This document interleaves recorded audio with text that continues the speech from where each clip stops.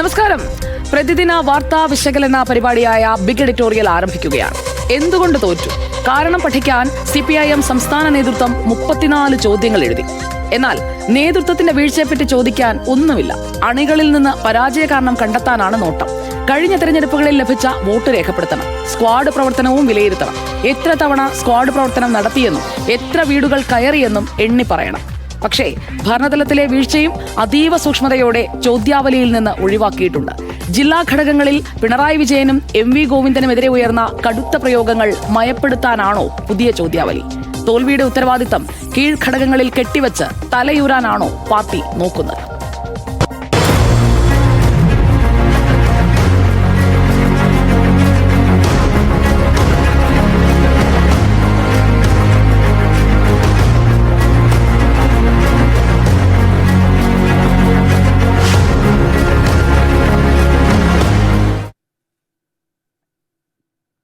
നമുക്കൊപ്പം ഇന്നത്തെ big editorial പങ്കെടുക്കുന്നത് chairman and managing editor Anil Ayarur, news director Venu Balakrishnan, coordinating editor Lakshmi Padma എന്നിവരാണ്. ആദ്യം ഞാൻ വേണു ബാലകൃഷ്ണനിലേക്ക് പോവുകയാണ്. വേണു ബാലകൃഷ്ണൻ, എന്തുകൊണ്ട് തോറ്റു? ആ ചോദ്യത്തിന് ഉത്തരം ജില്ലാ ഘടകങ്ങളൊക്കെ പറഞ്ഞു കഴിഞ്ഞതിന് ശേഷം തയ്യാറാക്കുന്ന ചോദ്യാവലിയിൽ ജില്ലാ ഘടകങ്ങൾ ഉയർത്തിയ ചോദ്യങ്ങളൊന്നും ഉൾപ്പെടുത്തുക എന്നത് ഒരു സാമാന്യ മര്യാദയല്ലേ?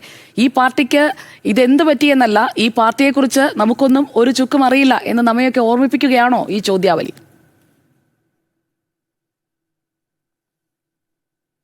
വളരെ ശരിയായൊരു ചോദ്യമാണ് സുജയ പാർവതി മുന്നോട്ട് വയ്ക്കുന്നത്. ഇത് ഓരോ പാർട്ടി സഖാവും സ്വയം ചോദിക്കുന്ന, നേതൃത്വത്തോട് ചോദിക്കാൻ ആഗ്രഹിക്കുന്ന ചോദ്യമാണ് എന്ന പ്രസക്തിയുമുണ്ട് അതിന്. ഇവിടെ ഈ 34 ചോദ്യങ്ങളാണ് ഇപ്പോൾ കൊടുത്തിരിക്കുന്നത്. അതിൽ വളരെ സവിശേഷമായൊരു നിർദ്ദേശം കൂടെയുണ്ട്.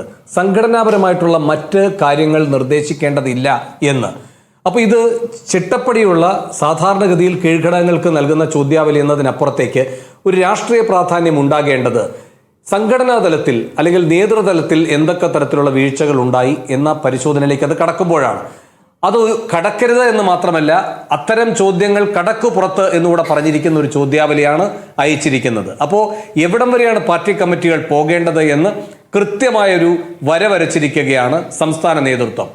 ഇത് ഗുരുതരമാണ്.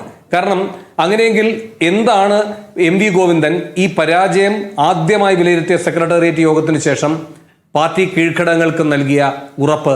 ആ ഉറപ്പ് അദ്ദേഹം തന്നെ ലംഘിച്ചിരിക്കുന്നു എന്നതിൻ്റെ ഏറ്റവും വലിയ തെളിവല്ലേ? അതിന് ഏറ്റവും വലിയ സാക്ഷ്യപത്രമല്ലേ ഈ 34 ചോദ്യാവലികൾ അടങ്ങിയ ഈ കീഴ്ഘടകങ്ങൾ കൊടുത്തിരിക്കുന്ന ഈ സർക്കുലർ? അന്ന് MV ഗോവിന്ദൻ പറഞ്ഞത് 2 പ്രധാനപ്പെട്ട കാര്യങ്ങളാണ്. ഇതിൽ സാധാരണഗതിയിൽ പാർട്ടി എങ്ങനെയാണോ തെരഞ്ഞെടുപ്പ് പരാജയം വിലയിരുത്തുന്നത് ആ രീതി മാറ്റുന്നു. കേന്ദ്രീകരിച്ച നേതൃത്വം ഇതുമായി ബന്ധപ്പെട്ടൊരു വിലയിരുത്തൽ നടത്തി കീഴ്ഘടകങ്ങളിലേക്ക് അത് കൊടുത്ത് അവരുടെ അഭിപ്രായങ്ങൾ കൂടി തേടുന്ന ആ സമീപന രീതി മാറ്റുകയാണ്. താഴെത്തട്ടിൽ നിന്ന് ഇതിന്റെ പരിശോധന നടക്കട്ടെ.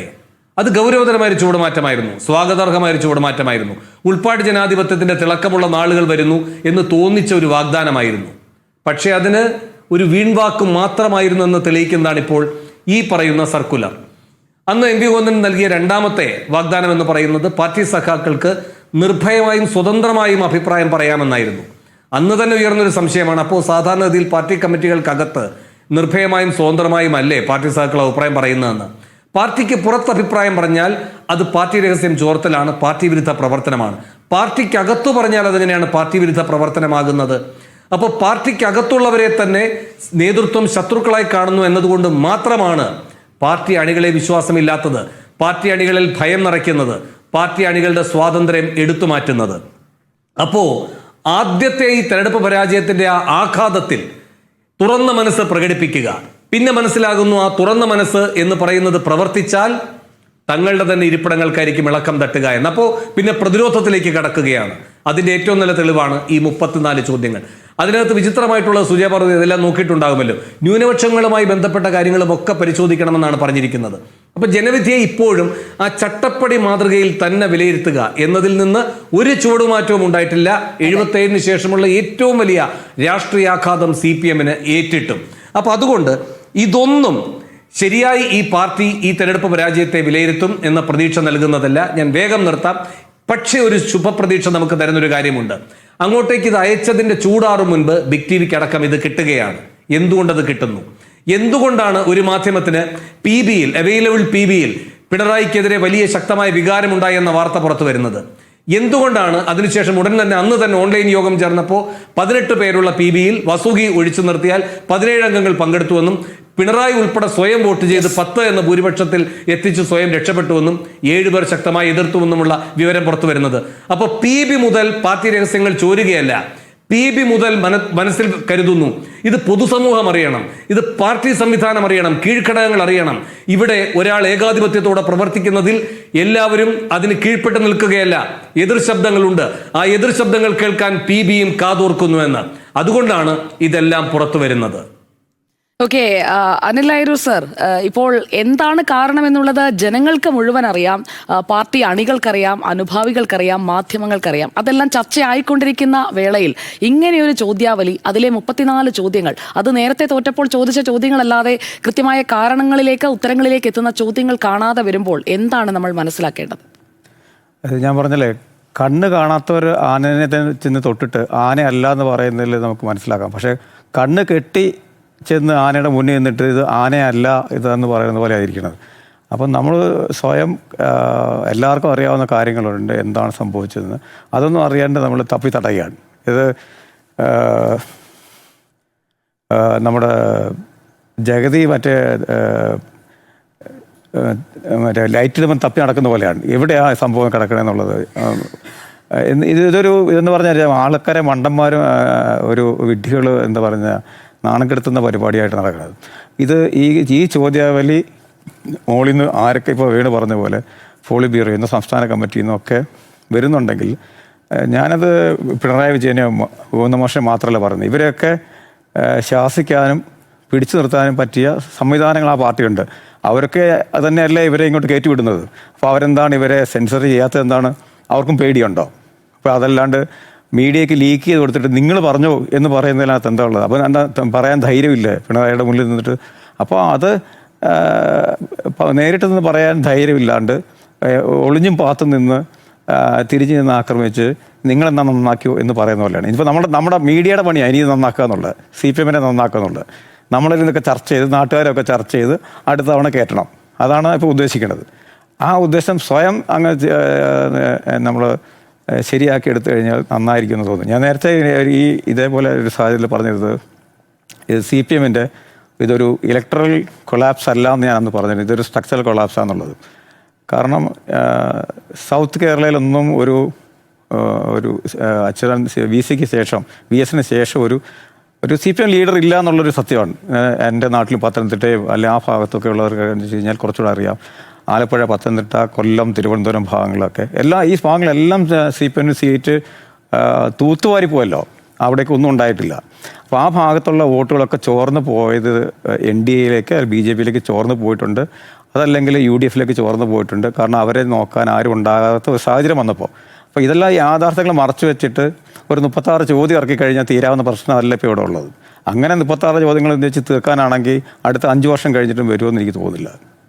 ലക്ഷ്മി പത്മ, സുജയ, തിരിച്ചു വരുമോ എന്ന് ചോദിച്ചാൽ തിരുത്തിയാൽ തിരിച്ചു വരും. പക്ഷേ തിരുത്താനുള്ള നടപടികൾ എത്രത്തോളം നടക്കുന്നുണ്ട് എന്നത് സംശയകരമായി നിൽക്കുകയാണ്. സത്യം പറഞ്ഞാൽ പിണറായി വിജയൻ ചോദ്യം ചെയ്യപ്പെടാത്ത ഒരു അധികാര കേന്ദ്രമായി ഇപ്പോഴും CPM-ൽ തുടരുന്നതാണ് കാണുന്നത്. അദ്ദേഹത്തെ എല്ലാവർക്കും ഭയമാണ് എന്നതാണ് വസ്തുത. ഇനിയും എന്തിനാണ് ഭയക്കുന്നത് എന്ന് ചോദിച്ചാൽ അറിയില്ല. ഈ കാലങ്ങളായി തുടർന്നു വന്ന ഭയം, അത് എല്ലാവരുടെയും മനസ്സിൽ ചേക്കേറിയിട്ടുണ്ട്. അതിൽ നിന്ന് വിടുതൽ പ്രാപിക്കുവാൻ കഴിയുന്നില്ല ആർക്കും എന്നുള്ളതാണ് മനസ്സിലാക്കേണ്ടത്. മുമ്പ് നമുക്കറിയാം, VS മുഖ്യമന്ത്രിയായിരിക്കുമ്പോൾ പിണറായി മറ്റൊരു അധികാര കേന്ദ്രം തന്നെയാണ്, പാർട്ടി സെക്രട്ടറിയാണ്. അങ്ങനെ പാർട്ടി സെക്രട്ടറിക്കും മുഖ്യമന്ത്രിയും വേറെ വേറെ അധികാര കേന്ദ്രങ്ങളായി നിൽക്കുന്നത്, ഇവർക്കിടയിലെ വിഭാഗീയത, ഇരുവരും 2 ശക്തി ധ്രുവങ്ങളായി നിൽക്കുന്നത്, ഇതൊക്കെ കണ്ടതാണ്. പിന്നീട് ഇതെല്ലാം ഒറ്റയാളിൽ കേന്ദ്രീകരിക്കുന്നു. പിന്നെ VS വാർദ്ധക്യത്തിലേക്ക് പോവുകയും അദ്ദേഹം പ്രതിപക്ഷ നേതാവ് പോലും അല്ലാതെ അദ്ദേഹത്തെ മുൻനിർത്തി തെരഞ്ഞെടുപ്പിനെ നേരിടുന്നു. ഉടൻ മുഖ്യമന്ത്രി സ്ഥാനത്തേക്ക് പിണറായി വിജയൻ എത്തുന്നു. അദ്ദേഹത്തെ ഭരണപരിഷ്കാര കമ്മീഷൻ സ്ഥാനത്തേക്ക് എത്തിക്കുന്നു. പിന്നീട് VS വാർദ്ധക്യത്തിലേക്ക് പോകുന്നതും അദ്ദേഹം നമ്മളെ വിട്ടുപോകുന്നതും ഒക്കെ കണ്ടല്ലോ. അപ്പോൾ അവിടെ ഒരു എതിർസ്വരം ഇല്ലാതെയാവുന്നു. ഇനി ആരെങ്കിലും തനിക്കൊപ്പം വളർന്നു വരാൻ ഉണ്ടെങ്കിൽ അവരെ എല്ലാവരെയും വെട്ടിനിരത്തുന്ന സമീപനമാണ് നമ്മൾ കണ്ടത്. 2021 കൊടുത്ത കൊടുത്തത് ചരിത്രപരമായ ഒരു ജനവിധിയാണ്. അങ്ങനെ ഒരു ഭരണ തുടർച്ച നമ്മൾ കാണുകയാണ്. പക്ഷേ ഈ സർക്കാർ അതിൻ്റെ തുടക്കം മുതൽ 2021 മുതലാണ് വലിയ സ്വേച്ഛാധിപത്യ നടപടികളിലേക്ക് പോകുന്നത് എന്ന് നമ്മൾ കാണുന്നത്. നമുക്കറിയാം, പിണറായിയേക്കാൾ വലിയ ഭൂരിപക്ഷത്തോടെ അവിടെ എത്തുന്ന കെ ശൈലജയ്ക്ക് മന്ത്രിസഭയിൽ പോലും അംഗത്വമില്ലാതെയാകുന്നു. അദ്ദേഹത്തിൻ്റെ മരുമകനായ PA മുഹമ്മദ് റിയാസിനെ, അദ്ദേഹത്തെ മരുമകൻ എന്ന് പറയുമ്പോൾ എല്ലാവരും അതല്ലല്ലോ അദ്ദേഹത്തിൻ്റെ പദവി, അദ്ദേഹം പാർട്ടിയിൽ പ്രവർത്തിച്ച് വന്ന ആളല്ലേ എന്ന് ചോദിക്കുമ്പോഴും അനർഹമായ പദവികൾ, അനർഹമായ അംഗീകാരങ്ങൾ അദ്ദേഹത്തിന് കൊടുത്തു എന്ന് പറയേണ്ടി വരും. പൊതുമരാമത്ത് വകുപ്പ് പോലെ ഒരു വകുപ്പ് അദ്ദേഹത്തിന് കിട്ടുകയാണ്. മാത്രമല്ല, പിണറായി വിജയന്റെ മകളുടെ പേരിൽ ഉണ്ടായിട്ടുള്ള വിവാദങ്ങൾ, അഴിമതി ആരോപണങ്ങൾ, അതിൻ്റെയും ധാർമ്മികമായ ഉത്തരവാദിത്തം പിണറായി വിജയനുണ്ട്. പക്ഷേ ഇതൊന്നും തന്നെ ആരും ആ പാർട്ടിക്കകത്ത് ചോദ്യം ചെയ്യുന്നതേയില്ല. മാത്രമല്ല, തെരഞ്ഞെടുപ്പുകളിലെ പരാജയം ഇതാദ്യമല്ലല്ലോ പരാജയപ്പെടുന്നത്. 2024 ഗംഭീരമായി തോറ്റില്ലേ? അപ്പോഴും ഈ ജില്ലാ ഘടകങ്ങളിൽ പലതും ആഭ്യന്തര മന്ത്രിക്കെതിരെയും പിണറായി വിജയനെതിരെ, ആഭ്യന്തര വകുപ്പിനെതിരെയൊക്കെ ഗുരുതരമായ വിമർശനങ്ങൾ ഉയർത്തിയിരുന്നു. പക്ഷേ എന്ത് തിരുത്തൽ നടപടി ഉണ്ടായി? ഒരു തിരുത്തൽ നടപടിയും ഉണ്ടാകുന്നില്ല എന്ന് മാത്രമല്ല, ചില കണക്കുകളൊക്കെ വന്ന് പറഞ്ഞ് MV ഗോവിന്ദൻ അവിടെ ജനങ്ങൾക്ക് മുന്നിൽ, ഗോവിന്ദൻ മാഷ് ഒരു പരിഹാസ്യനായി നിൽക്കുന്നതാണ് കണ്ടത്. വോട്ട് ശതമാനം LDF-നായിരുന്നു കൂടുതൽ എന്നൊക്കെ പറഞ്ഞു വയ്ക്കുവാനും അങ്ങനെ ഞങ്ങൾ തോറ്റിട്ടില്ല എന്ന് സ്ഥാപിക്കുവാനുമാണ് ശ്രമിച്ചത്. പരാജയ കാരണങ്ങൾ കൃത്യമായി വിലയിരുത്തുവാൻ ഒരു ഘട്ടത്തിലും തയ്യാറായിട്ടില്ല. ഈ ചരിത്രപരമായ തോൽവി ഏറ്റുവാങ്ങിയിട്ട് പോലും അതിന് തയ്യാറാകുന്നില്ല. ജനവിധി മനസ്സിലാക്കുന്നില്ല. ജനങ്ങളുടെ ചുവരെഴുത്ത് വായിക്കുവാൻ അവർ തയ്യാറാകുന്നില്ല എന്നുള്ളത് അങ്ങേയറ്റം പരിതാപകരം എന്നേ പറയേണ്ടതുള്ളൂ. ജനങ്ങൾ, പാർട്ടി കേഡർമാർ അവരോട് പറഞ്ഞിരിക്കുകയാണ്, നിങ്ങൾ പോയി തിരുത്തൂ എന്നുള്ളതാണ്. അതാണ് നമ്മൾ തളിപ്പറമ്പിൽ കണ്ടത്, പയ്യന്നൂരിലൊക്കെ കണ്ടത്. അപ്പോഴും കണ്ണൂരിലെ ജില്ലാ സെക്രട്ടറി പറഞ്ഞത് അങ്ങേയറ്റം പരിഹാസ്യമായി തോന്നുകയാണ്. KK രാഗേഷ് പറയുകയാണ്, ഇവിടെ ന്യൂനപക്ഷ വോട്ടുകളുടെ ധ്രുവീകരണം കൊണ്ടാണ് തോറ്റുപോയത് എന്ന്. അങ്ങനെയാണെങ്കിൽ കണ്ണൂരിലൊക്കെ കൂത്തുപറമ്പ് അടക്കമുള്ള ഇടങ്ങളിൽ, തലശ്ശേരി അടക്കമുള്ള ഇടങ്ങളിലൊക്കെ മുസ്ലിം വോട്ടുകൾ ഒരുപാടുള്ള ഇടങ്ങളാണല്ലോ. അവിടെയൊക്കെ ധ്രുവീകരിക്കപ്പെട്ടിട്ടും അവിടെ ഇടതുപക്ഷം ജയിച്ചല്ലോ. അപ്പോൾ ആ വാദമല്ല ഇവിടെ പറയേണ്ടത്. തൃക്കരിപ്പൂർ മുതൽ അങ്ങ് വാമനപുരം വരെയുള്ള ഇടതു കോട്ടകൾ തകർന്നടിഞ്ഞത് ന്യൂനപക്ഷ വോട്ടുകൾ ധ്രുവീകരിക്കപ്പെട്ടത് കൊണ്ടല്ല, പാർട്ടി കേഡർമാർ നിങ്ങൾ തിരുത്തണം എന്ന് പറഞ്ഞതുകൊണ്ടാണ്. ആ ശരിയായ ജനവിധി ശരിയായ അർത്ഥത്തിൽ CPM വായിച്ചെടുത്തില്ലെങ്കിൽ ഒരു തിരിച്ചുവരവ് പ്രയാസമായിരിക്കും എന്ന് തന്നെയാണ് ഈ ഘട്ടത്തിൽ പറയാനുള്ളത്. സുജയ, എൻ്റെ അഭിപ്രായത്തിലേക്ക് വന്നാൽ, മറ്റാരുണ്ട് എന്ന് ചോദിച്ചുകൊണ്ടാണ് പിണറായി വിജയന്റെ ചിത്രം മാത്രം വെച്ചുകൊണ്ടുള്ള വലിയ ഹോർഡിങ്ങുകളൊക്കെ വെച്ച് ഈ തെരഞ്ഞെടുപ്പിനെ സർക്കാർ നേരിട്ടത്. സർക്കാർ എന്ന് തന്നെ ഞാൻ പറയാൻ കാരണം, പാർട്ടി മാത്രമല്ല LDF സംവിധാനം ആകെ ആ തീരുമാനത്തിന് വഴങ്ങി നിന്നതുകൊണ്ടാണല്ലോ മറ്റാരുണ്ട് എന്ന് ചോദിച്ചുകൊണ്ട് പിണറായി വിജയന്റെ ചിത്രം വന്നത്. അപ്പോൾ മറ്റാരുണ്ട് ഈ തോൽവിക്ക് കാരണം എന്നത് പാർട്ടി അംഗങ്ങൾ, അണികൾ തിരിച്ചു ചോദിക്കണം. ഈ തോൽവിയുടെ ഉത്തരവാദിത്തം അത് മറ്റാരുണ്ട് എന്ന് ചോദിച്ച് ഫ്ലെക്സ് വെച്ച ആൾ തന്നെ ഏറ്റെടുക്കണം. അത് പിണറായി വിജയൻ ഏറ്റെടുക്കുക എന്നതാണ് മാന്യത. ആ മാന്യത കാണിക്കാൻ അദ്ദേഹം തയ്യാറായാൽ മാത്രം മതി. താഴേക്ക് 34 ചോദ്യമൊന്നും ചോദിക്കേണ്ട കാര്യമില്ല. ലോക്കലാക്കാൻ നോക്കുകയാണിപ്പോൾ. ഈ സർക്കുലർ തന്നെ എടുത്ത് നമ്മൾ വായിച്ചു നോക്കിക്കഴിഞ്ഞിട്ടുണ്ടെങ്കിൽ അതിൽ കൃത്യമായി പറയുന്നുണ്ട്, കമ്മിറ്റികൾ റിപ്പോർട്ട് തയ്യാറാക്കുമ്പോൾ ഉൾപ്പെടുത്തേണ്ടത് ഈ വലിയ പരാജയത്തിന്റെ കാരണം എങ്ങനെയാണ്, ലോക്കലി ഉണ്ടായിട്ടുള്ള പരാജയമാണ്, ലോക്കലിന് കീഴിൽ ലഭിച്ച വോട്ടുകൾ. അപ്പോൾ ലോക്കലി പരാജയപ്പെടണം എന്നുണ്ടെങ്കിൽ ആകെയുള്ള നേതൃത്വത്തിൽ എവിടെ വീഴ്ചയുണ്ടായാലാണ് ആ പരാജയം വരിക, അതൊന്ന് എടുത്തു നോക്കേണ്ടതല്ലേ. അപ്പോൾ അത് എടുത്തു നോക്കാതെ എവിടെയാണ് ഇപ്പോൾ നിങ്ങൾ നിൽക്കുന്നത് എന്നതാണ് ചോദ്യം. അവലോകന യോഗങ്ങളിൽ നമ്മൾ കണ്ടതാണ്. എത്ര ജില്ലകളിലാണ്, കണ്ണൂർ, പത്തനംതിട്ട, തിരുവനന്തപുരം, കൊല്ലം, കോഴിക്കോട്, പ്രധാനപ്പെട്ട പാർട്ടിക്ക് വലിയ തകർച്ചയുണ്ടായ ജില്ലകളിലെല്ലാം പറഞ്ഞല്ലോ പിണറായിയുടെ ശൈലിയാണ്, പിണറായി വിജയന്റെ ശൈലിയാണ് പാർട്ടിയെ തോൽപ്പിച്ചത്, ഇത്ര വലിയ പരാജയത്തിലേക്ക് എത്തിച്ചത്. അതിലേക്ക് നയിക്കുന്ന ഒരു ചോദ്യം അല്ലെങ്കിൽ ഒരു ഉപചോദ്യം എന്തെങ്കിലും ഉണ്ടോ ഈ 34-ൽ? എന്തിനാണ് ഇങ്ങനെ മുട്ടിടിച്ച് ഇനിയും നിൽക്കുന്നത്? ഇനി മുട്ടിടിച്ച് നിൽക്കാനായി നിങ്ങൾക്ക് മുട്ടുപോലും ഉണ്ടാകില്ല എന്നുള്ളത് പാർട്ടിക്കാരൊന്ന് മനസ്സിലാക്കിയാൽ കൊള്ളാം. വീട്ടിൽ പോയി ചോദിക്കുന്ന പറഞ്ഞത് ആരാണ്? അത് ലോക്കൽ കമ്മിറ്റി അംഗമാണോ? ലോക്കൽ കമ്മിറ്റി സെക്രട്ടറി ആണോ? പിണറായി വിജയനാണ്. അപ്പോൾ ആരാണ് പറഞ്ഞതെന്നുള്ളത് പൊതുമധ്യത്തിൽ കിടക്കുമ്പോൾ അയാളിലേക്ക് ഒരു ലീഡ് പോലും പോകാതിരിക്കാനായിട്ടുള്ള ആ ശ്രദ്ധയുണ്ടല്ലോ, ആ ശ്രദ്ധ നിങ്ങൾ ഈ തെരഞ്ഞെടുപ്പ് കാലത്ത് പ്രചാരണ രംഗത്ത് കാണിച്ചിരുന്നെങ്കിൽ ഈ 34 ചോദ്യങ്ങളിൽ ഉൾപ്പെടുത്തിയിരിക്കുന്ന കാര്യങ്ങൾ അത് പ്രചാരണ വേളയിൽ സൂക്ഷിക്കേണ്ടതായിരുന്നു, പ്രചാരണ വേളയിൽ ശ്രദ്ധിക്കേണ്ടതായിരുന്നു. അതൊന്നും ശ്രദ്ധിക്കാതെ നന്നായി തോറ്റതിന് ശേഷം വീണ്ടും പോവുകയാണ്, ഒരു റീക്യാപ്പ് അടിക്കുകയാണ്, എന്നിട്ട് തിരിച്ചുപോയി അതാണ് കാരണമെന്ന് വരുത്താൻ ശ്രമിക്കുകയാണ്. രക്ഷ സ്പർശിക്കാൻ നോക്കുകയാണ്. ഇവിടെ പിണറായി വിജയന് വേണ്ടിയുള്ള രക്ഷാപ്രവർത്തനമാണ് ഈ 34 ചോദ്യങ്ങൾ എന്നതാണ് എൻ്റെ അഭിപ്രായം. പിണറായി വിജയന് മാത്രമല്ല, MV ഗോവിന്ദൻ എന്ന പാർട്ടി സെക്രട്ടറിക്കുള്ള രക്ഷാപ്രവർത്തനമാണ്. അദ്ദേഹം കൂടി അംഗമായ പാർട്ടി സംസ്ഥാന ഘടകം തയ്യാറാക്കിയിരിക്കുന്ന ഈ ചോദ്യാവലി ഇതൊരു രക്ഷാപ്രവർത്തന ചോദ്യാവലിയായിട്ടാണ് അതുകൊണ്ട് ഞാൻ അതിനെ വിളിക്കാൻ ആഗ്രഹിക്കുന്നത്. കണ്ണൂർ, പത്തനംതിട്ട, കോഴിക്കോട് ജില്ലകൾ പറഞ്ഞല്ലോ ഭാര്യയെ മത്സരിപ്പിച്ചത് ശരിയായില്ല എന്ന്. PK ശ്യാമളയുടെ ഒരു കേഡർ എന്ന നിലയിലുള്ള ഒരു പാർട്ടി നേതാവ് എന്ന നിലയിലുള്ള അവരുടെ മെറിറ്റിനെ ഞാൻ ചോദ്യം ചെയ്യുന്നില്ല. പക്ഷേ അവരെ അവിടെ മത്സരിപ്പിച്ചത് MV ഗോവിന്ദൻ മാറുമ്പോൾ അവിടെ ഭാര്യയ്ക്ക് സീറ്റ് എന്ന രീതിയിൽ അത് ജനം വായിച്ചെടുത്തത് കൊണ്ടാണ് തളിപ്പറമ്പിൽ നല്ല പോലെ തോറ്റത്. അത് മനസ്സിലാക്കണം. അത് മനസ്സിലാക്കാതെ ലോക്കലി എന്ത് പറ്റി എന്ന് നോക്കിക്കൊണ്ട് ലോക്കൽ കമ്മിറ്റിയുടെ മെക്കിട്ട് കയറിയിട്ട് ഒരു കാര്യവുമില്ല. അതുപോലെ തന്നെ മുഖ്യമന്ത്രിയുടെ ഓഫീസിലേക്ക് പാർട്ടിയുടെ ഏത് ഘടകത്തിലെ ആർക്കാണ് ചെന്ന് കയറാൻ കഴിയുമായിരുന്നത്? മുഖ്യമന്ത്രിയുടെ ഓഫീസ് ആർക്കായിരുന്നു അവിടെ പ്രാപ്യമായിരുന്നത്? അപ്പോൾ അവിടെ പൊളിറ്റിക്കൽ സെക്രട്ടറിയുടെ ഒരു ആധിപത്യം, അതിന് നേരെ ഒരു ചെറുവിരൽ ഉയർത്താൻ ആർക്കെങ്കിലും സാധിച്ചോ? അപ്പോൾ തിരുത്തേണ്ടത് എന്താണ്, ആരാണ് തെറ്റ് എന്നുള്ളത് തുറന്നു പറയാൻ തയ്യാറാകണം. അതിനുള്ള ചോദ്യങ്ങളാണ് താഴേക്ക് പോകേണ്ടത്, കീഴ്ഘടകങ്ങളിലേക്ക് പോകേണ്ടത്. സംഘടനാ കാര്യങ്ങളിൽ മിണ്ടരുത് എന്ന് തിട്ടൂരമിറക്കിക്കൊണ്ട് മറ്റുള്ള കാര്യങ്ങളൊക്കെ പറഞ്ഞോളൂ എന്ന് പറയുന്നതിൻ്റെ അർത്ഥം SSLC പരീക്ഷയ്ക്കൊക്കെ ഈ 2 പേപ്പറുകൾ ഉണ്ടല്ലോ, മലയാളം ഫസ്റ്റും സെക്കൻഡും. ഇത് മലയാളം സെക്കൻഡ് പോലെയാണ്, മലയാളം ഫസ്റ്റ് അപ്പുറത്തിരിക്കുകയാണ്. അതിനെക്കുറിച്ചുള്ള ഒരു ചോദ്യവും ഇവിടെയില്ല. സ്ഥാനാർത്ഥി നിർണയം മേൽഘടകങ്ങളിൽ നിന്ന് സ്ഥാനാർത്ഥികളെ അടിച്ചേൽപ്പിക്കുകയായിരുന്നു. ഇതുപോലെ നിങ്ങൾ ലോക്കൽ കമ്മിറ്റിയിൽ ചോദിച്ചോ? അതുപോലെ പ്രാദേശിക ഘടകങ്ങളിൽ, ജില്ലാ ഘടകങ്ങളിൽ ചോദിച്ചോ? ഇല്ലല്ലോ. മേൽഘടകങ്ങളിൽ നിന്ന് കെട്ടിയേൽപ്പിക്കുകയായിരുന്നല്ലോ സ്ഥാനാർത്ഥികളെ. ആ സ്ഥാനാർത്ഥി നിർണയം പാളിയതിനെ കുറിച്ച് കീഴ്ഘടകത്തിൽ ആർക്കും ഒരു ഉത്തരവും പറയേണ്ട എന്നാണോ തിട്ടൂരം? അപ്പോൾ ചോദിക്കേണ്ട ചോദ്യങ്ങളെല്ലാം മാറ്റുകയാണ്. ഇനിയപ്പോൾ ന്യൂനപക്ഷ ഏകീകരണത്തെക്കുറിച്ച് പറയുന്നുണ്ട്. അപ്പോൾ ന്യൂനപക്ഷങ്ങളെ ഫോക്കസ് ചെയ്തു, ഈഴവർക്കും ദളിതർക്കും അവഗണന തോന്നി. ക്ഷേമ പെൻഷനെ കുറിച്ചൊരു ചോദ്യമുണ്ട് കേട്ടോ. പക്ഷേ ഈ ക്ഷേമ പെൻഷൻ മുടങ്ങിയ കാര്യം അതെന്തേ അറിയില്ലേ? അത് മുടങ്ങിയത് തിരിച്ചടിയായിട്ടുണ്ട്. അതിലേക്ക് നയിക്കുന്ന ചോദ്യമില്ല. ക്ഷേമ പെൻഷൻ വാങ്ങുന്നവരൊക്കെ വോട്ട് നൽകിയോ എന്നുള്ളതാണ് ചോദ്യം. M. മണി നേരത്തെ ചോദിച്ചതുപോലെ എല്ലാം വാങ്ങിച്ചിട്ട് നമുക്ക് ചെയ്തില്ലല്ലോ എന്ന് പറയുന്നത് പോലെയുള്ള ചില ചോദ്യങ്ങൾ മാത്രമാണ് അവിടെ കാണുന്നത്. അപ്പോൾ പ്രതിപക്ഷ നേതൃസ്ഥാനത്തേക്ക് പിണറായി വിജയൻ വന്നത് അത് ശരിയായില്ല എന്ന് പറയുന്നവർക്ക്, താഴെയുള്ള ഘടകങ്ങൾക്ക് അത് പറയാനുള്ള ഒരു അവസരമേ ഇല്ല. സംഘടന സംബന്ധിച്ചുള്ള കാര്യങ്ങളൊന്നും മിണ്ടരുത് എന്ന് കൃത്യമായി ഈ സർക്കുലറിൽ പറയുന്നുണ്ട്. ഞാനത് കൂട്ടിച്ചേർത്തതല്ല. സംഘടനാ കാര്യങ്ങൾ ഈ യോഗത്തിൽ പരിശോധിക്കേണ്ടതില്ല എന്ന ഒരു വരി തന്നെ ഉൾപ്പെടുത്തിയിരിക്കുകയാണ്. പിന്നെ ഈ കമ്മിറ്റി എന്തിനാണ് ചേരുന്നത്? സംഘടനയുടെ ഭാഗമല്ലേ ഈ ലോക്കൽ കമ്മിറ്റി എന്ന് പറയുന്നത്? സംഘടനയുടെ ഏറ്റവും താഴെത്തട്ടിലുള്ള യൂണിറ്റിന് ഈ കാര്യങ്ങളൊന്നും പറയാൻ പറ്റില്ലെങ്കിൽ പിന്നെ എവിടെയാണ് സംഘടന? എന്തിനാണ് നിങ്ങളിങ്ങനെ ഒരു സംഘടന കൊണ്ടു നടക്കുന്നത്? ഈ സംഘടനയിൽ എവിടെയാണ് സ്വാതന്ത്ര്യം? എവിടെയാണ് ജനാധിപത്യം?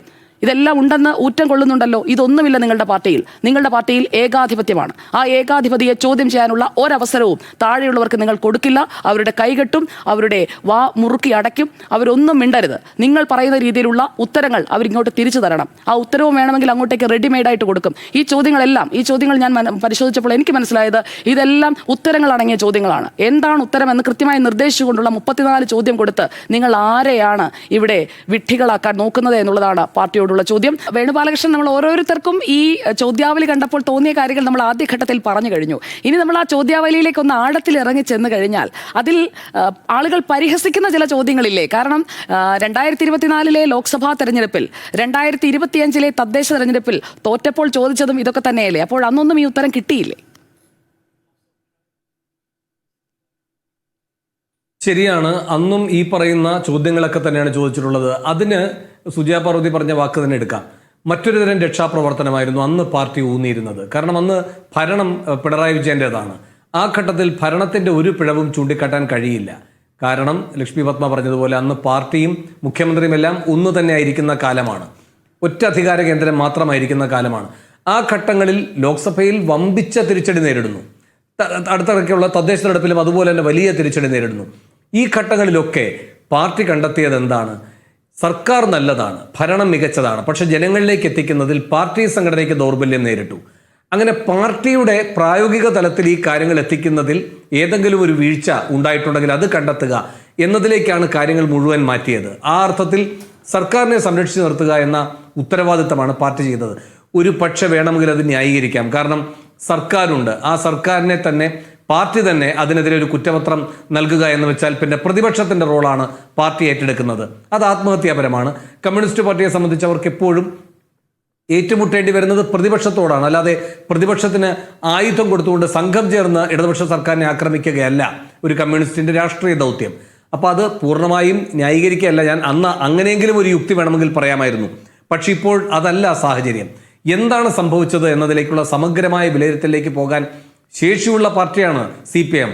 പക്ഷേ അതിലേക്ക് പോകേണ്ട എന്നത് ഒരു പിടി നേതാക്കന്മാരുടെ മാത്രം താല്പര്യമാണ്. ഇവിടെ ഇപ്പോൾ പിണറായി വിജയൻ മുഖ്യമന്ത്രിയായിരുന്നു, 10 വർഷം ഭരിച്ചു. അദ്ദേഹം പ്രതിപക്ഷ നേതാവാകാൻ പോവുകയാണ്. ഈ നിർണായകമായ ജനവിധിയെ അദ്ദേഹം എങ്ങനെ വിലയിരുത്തി എന്നത് അറിയാനുള്ള അവകാശം കേരളത്തിലെ പൊതുസമൂഹത്തിനില്ലേ? മുഖ്യമന്ത്രി എന്തെങ്കിലും സംസാരിച്ചിട്ടുണ്ടോ?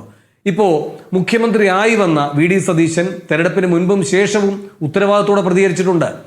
തെരഞ്ഞെടുപ്പിന് ശേഷം എന്താ അദ്ദേഹം പറഞ്ഞത്? എൻ്റെ മിഷൻ 63 ഉണ്ടായിരുന്നു, കോൺഗ്രസിന് അത്രയും തന്നെ സീറ്റ് കിട്ടി, 100 കിട്ടുമെന്ന് പറഞ്ഞിരുന്നു. എൻ്റെ മനസ്സിലെപ്പോഴും 102 ആയിരുന്നു, 102-ലെത്തി. ഒരു ഡസൻ മന്ത്രിമാർ നോക്കുമെന്ന് പറഞ്ഞു, അങ്ങനെ തന്നെ സംഭവിച്ചു. മന്ത്രിമാരിൽ ചിലർ എന്നോട് ചോദിച്ചു, നിങ്ങളുടെ പട്ടികയിൽ ഞങ്ങൾ ഉണ്ടോ എന്ന്. അപ്പോൾ ചിലരുണ്ട്, പക്ഷേ ഞാനത് പറഞ്ഞില്ല, മോശമല്ലേ, അവർ മത്സരിക്കുകയല്ലേ. അപ്പോൾ ഞാൻ പറഞ്ഞു, ഇല്ല, നിങ്ങളൊന്ന് ആഞ്ഞ് പ്രവർത്തിക്കുമെന്ന്. അപ്പോൾ അതെന്തുകൊണ്ടാണ്? ജനത്തിൻ്റെ സ്പന്ദനം എങ്ങനെയാണ് എന്നറിയാൻ കഴിയുന്നു ഒരു പൊതുപ്രവർത്തകന്. മാവോ പറഞ്ഞിട്ടില്ലേ, അതെന്തായാലും പിണറായി മറന്നിട്ടുണ്ടാവില്ലല്ലോ. ജലത്തിൽ മത്സ്യം എന്ന പോലെയാണ് കമ്മ്യൂണിസ്റ്റുകാരൻ സമൂഹത്തിൽ ഇടപഴകേണ്ടത് എന്നാണ്.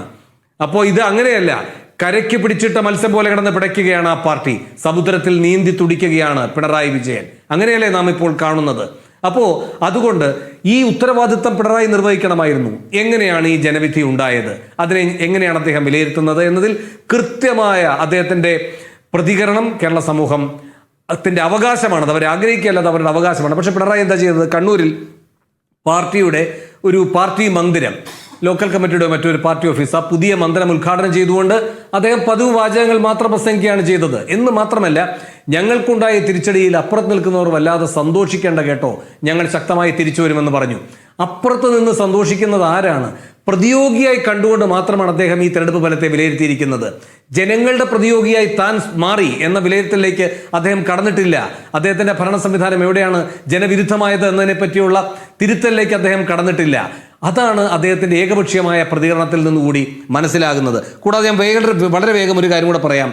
സുജയ പാർവതി, ഇവിടെ ഈ KN ബാലഗോപാലാണ് ഇപ്പോൾ അദ്ദേഹത്തിന്റെ തൊട്ടടുത്ത സ്ഥാനത്തിരിക്കുന്നത്, പ്രതിപക്ഷ ഉപനേതാവായി. CPI ഏറ്റവും ശക്തമായി പറഞ്ഞിരുന്നത് എന്താണ്? അത് ഞങ്ങൾക്ക് കിട്ടിയേ തീരൂ, കിട്ടുമെന്നാണ് ബിനോയ് വിശ്വം പറഞ്ഞത്. അതിനൊന്ന് തെളിവായില്ലേ കിട്ടില്ല എന്ന്?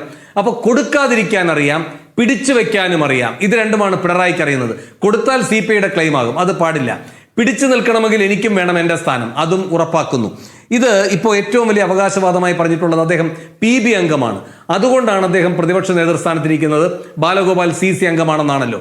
അങ്ങനെയെങ്കിൽ നമ്മുടെയൊക്കെ ഓർമ്മയിലുള്ളൊരു കാര്യം പറയാൻ ഞാൻ, 2009-ലാണ് VS അച്യുതാനന്ദനെ PBയിൽ നിന്ന് പുറത്താക്കുന്നത്. അന്ന് പിണറായിയെയും ഒപ്പം പുറത്താക്കി. പിന്നീട് പിണറായിയെ തിരിച്ചെടുത്തു, VS-നെ എടുത്തില്ല. VS അന്ന് മുഖ്യമന്ത്രിയായിരുന്നു. 2006-11 കാലമാണത്. 2011-ൽ VS പ്രതിപക്ഷ നേതാവാകുമ്പോൾ VS എവിടെയാ ഉള്ളത്? ഏത് കമ്മിറ്റിയിലാ? CC-യിലാണ്.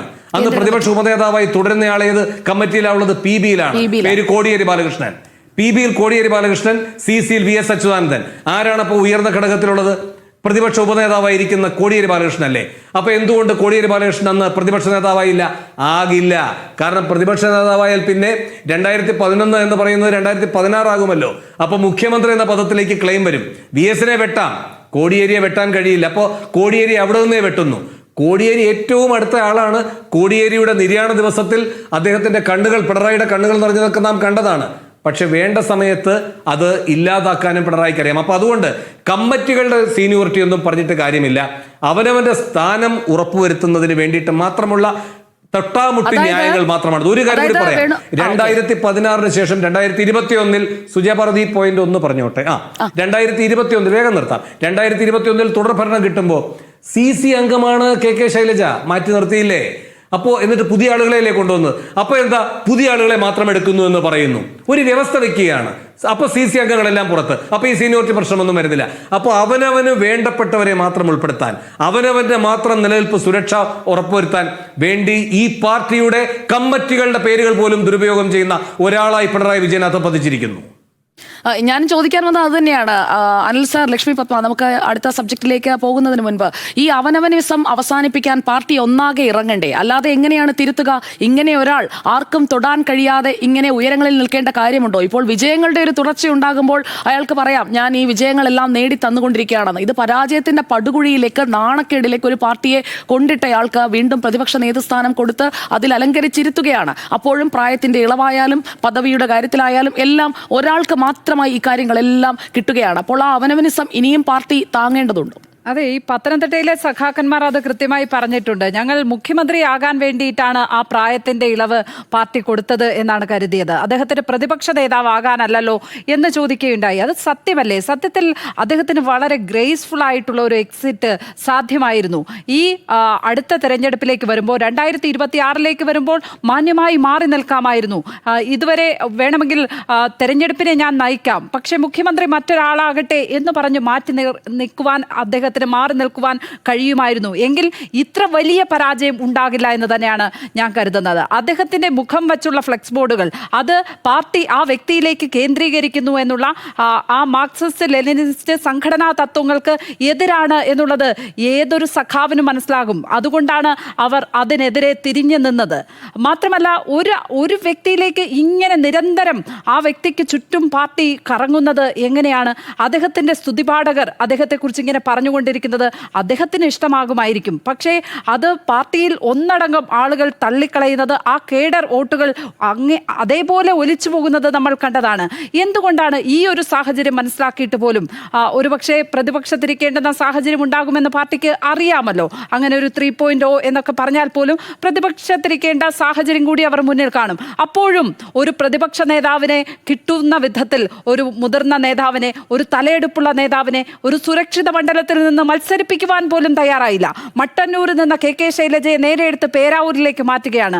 അവിടെയാണ് ശരിക്കും CPM-ന്റെ സ്ഥാനാർത്ഥി പട്ടിക കണ്ടപ്പോൾ ഏറ്റവും എന്നെ സംബന്ധിച്ച് വ്യക്തിപരമായി തന്നെ വലിയ ഒരു പ്രതിഷേധം തോന്നിപ്പോയത് ആ ഒരു പട്ടിക കണ്ടപ്പോഴാണ്. മട്ടന്നൂരിൽ KK ശൈലജ നിന്നായിരുന്നെങ്കിൽ അവർക്കിപ്പോൾ പറയാനൊരു പ്രതിപക്ഷ നേതാവ് ഉണ്ടാകുമായിരുന്നു. അപ്പോഴും പിണറായി ഈ വിധത്തിൽ തുടരുകയാണെങ്കിൽ KK ശൈലജ പ്രതിപക്ഷ നേതാവാകുമോ എന്നുള്ള കാര്യം അറിയില്ല. എങ്കിൽ പോലും അങ്ങനെ പറയുവാൻ ഒരാൾ ഉണ്ടാവുമായിരുന്നു, ആ വിധത്തിൽ തലയെടുപ്പുള്ള ഒരു നേതാവ്. അപ്പോൾ അനിൽ സാർ എന്തെങ്കിലും കൂട്ടിച്ചേർക്കാനുണ്ടോ? അല്ല, ഞാൻ നേരത്തെ ഞാൻ പറഞ്ഞതുപോലെ തന്നെ ഞാൻ പറയണത്, ഇത് അന്വേഷിച്ച് പോളണ്ട് വരെ പോകണ്ട. ഈ 14 ജില്ലയിൽ തന്നെ അന്വേഷിക്കേണ്ട കാര്യമേ ഉള്ളൂ. നമ്മളത് അന്വേഷിക്കാണ്ട് ഇത് ചുറ്റും കിടന്ന് ഇതിൻ്റെ വാലും തലയും പിടിക്കാൻ നിന്ന് കഴിഞ്ഞാൽ നമ്മൾ 4 മണിക്കൂർ ചർച്ച ചെയ്ത് കഴിഞ്ഞാലും ഇത് CPM-കാർ കേൾക്കത്തില്ല. CPM കേൾക്കണമെന്നുണ്ടെങ്കിൽ ഞാൻ നേരത്തെ പറഞ്ഞില്ലേ, ഇത് ഒരാളിൽ മാത്രം ഊന്നി ഞാനല്ലാണ്ട് ആരുണ്ട് ഇവിടെ എന്നുള്ള അഹങ്കാരത്തിൻ്റെ ഒരു പരസ്യം, ആ പരസ്യം കണ്ടപ്പോഴേ ജനം തീരുമാനിച്ചിട്ടുണ്ട് ഇത് വോട്ട് ചെയ്യില്ല എന്നുള്ളത്. അത് നാട് നീളെ പരസ്യം വെച്ചിട്ടുണ്ടായിരുന്നു. അപ്പോൾ ആ ഒരൊറ്റ വ്യക്തിയിൽ നിന്ന് തന്നെ ഒരു പ്രസ്ഥാനം കെട്ടിപ്പടുത്ത് ഒരു ഗവൺമെൻറ് ഉണ്ടാക്കുമ്പോൾ അത് വീണാൽ എല്ലാം വീഴുമെന്ന് തിരിച്ചറിയണമായിരുന്നു. അങ്ങനെ ആ തിരിച്ചറിവ് പോലും ഇല്ലാണ്ടായി പോയി. ഒരു കൊച്ചുകുട്ടിക്കുണ്ടാവേണ്ട തിരിച്ചറിവ് പോലും ഉണ്ടാവാണ്ട് പോയി എന്നുള്ളത് CPM പോലെയുള്ള ഒരു പാർട്ടിക്ക് ഏറ്റവും വലിയ തെറ്റാണ്. അതാ ഒരു വ്യക്തിപ്രഭാവത്തിൽ ഉണ്ടാകുന്ന ഒരു പാർട്ടിയിൽ അങ്ങനെയല്ല അത് ബിൽഡ് ചെയ്തിട്ടുള്ളത് ഇതുവരെ. അങ്ങനെ ഒരു വ്യക്തിയിലേക്ക് വന്നു കഴിഞ്ഞപ്പോഴാണ് അത് പൊളിഞ്ഞ് താഴേക്ക് വീണത്. അതാണ് ഞാൻ പറയുന്നത്, സ്ട്രക്ചറൽ കൊളാപ്സാണ് ഇത് നടന്നത്. ഇത് തിരിച്ചു പിടിക്കാൻ 5 വർഷം കഠിനാധ്വാനം തന്നെ ചെയ്യേണ്ടി വരും. അത് പ്രതിപക്ഷത്തുള്ളതല്ല, പാർട്ടി ബിൽഡ് ചെയ്യാൻ പാർട്ടിയിൽ അത്രമാത്രം ഇറങ്ങി നിന്ന് ആത്മാർത്ഥമായിട്ട് പണിത് കഴിഞ്ഞാൽ അടുത്ത 5 വർഷം 140 പേരെ നിരത്താൻ പറ്റുള്ളൂ. ഇല്ലെങ്കിൽ വീണ്ടും 5 വർഷം സതീശൻ ഭരിക്കും. ഒന്ന് ആലോചിച്ച് നോക്കൂ സുജയ, ആദ്യ ദിവസം സത്യപ്രതിജ്ഞാ ദിവസം തന്നെ വിവാദങ്ങൾ ഉണ്ടാകുകയാണ് ഈ സർക്കാരിനെ കുറിച്ച്. നമുക്ക് ഈ ഹണിമൂൺ പീരീഡൊക്കെ കൊടുക്കാമെങ്കിൽ കൂടിയും അത് മറ്റ് ഭരണപരമായ കാര്യങ്ങളിലാണല്ലോ. പക്ഷേ രാഷ്ട്രീയത്തിൻ്റെ കാര്യത്തിൽ വന്ദേമാതരം അടക്കമുള്ള വിഷയങ്ങളിൽ ഒന്നും തന്നെ പ്രതിപക്ഷം മിണ്ടുന്നതേയില്ല. മിണ്ടിയാൽ തന്നെ അത് പുറം ലോകത്തേക്ക് എത്തുന്നില്ല. റിയാസാണ് ഒരു പ്രസ്താവന ഇറക്കുന്നത്, അത് സഖാക്കന്മാർ പോലും ഏറ്റെടുക്കാത്ത ഒരു സ്ഥിതിയാണുള്ളത്. അപ്പോൾ വിമർശിക്കാനും ഈ ആദ്യ ദിവസം തന്നെ കൃത്യമായി സർക്കാരിന്റെ മുൾമുനയിൽ നിർത്താനും ഒക്കെ പ്രതിപക്ഷം വേണം. പക്ഷേ അത് മുന്നിൽ നിന്ന് നയിക്കേണ്ടത് ആരാണ്? പിണറായി വിജയൻ. പിണറായി വിജയൻ ഇതൊക്കെ പറയാൻ പറ്റുമോ? പിണറായി വിജയൻ ഇത്തരത്തിൽ തന്നെ പലതരത്തിലും ഗവർണറോടൊക്കെ അനുനയപ്പെട്ട് നിന്നത് നമ്മൾ കണ്ടതാണ്. രാജ്ഭവനുമായി ഏത് തരത്തിലൊക്കെ അനുനയപ്പെട്ട് നിന്നത് കണ്ടതാണ്. അപ്പോൾ ആ വിഷയം ഒന്നും അദ്ദേഹത്തിന് ഏറ്റെടുക്കാൻ തന്നെ സ്വാഭാവികമായി തന്നെ ഏറ്റെടുക്കാൻ കഴിയാത്ത ഒരു സ്ഥിതിയാണ് ഉള്ളത്.